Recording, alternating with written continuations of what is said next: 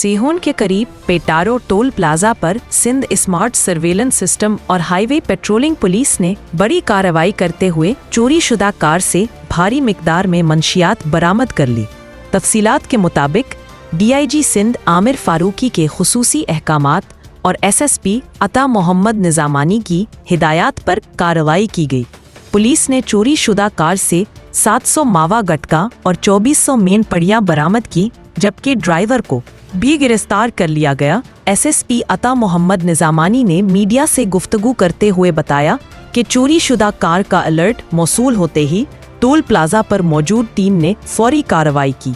गाड़ी की तलाशी के दौरान बड़ी मिकदार में मंशियात बरामद हुई, जिसे कार समेत जामशुहो थाने मुंतकिल कर दिया गया है।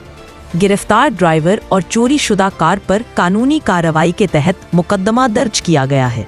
SSP अता मोहम्मद निजामानी ने मजीद कहा कि सिंध भर में ऐसी कार्रवाइयां जारी हैं और हमारी टीमें दिन रात ईमानदारी के साथ अपनी ड्यूटी अंजाम दे रही हैं।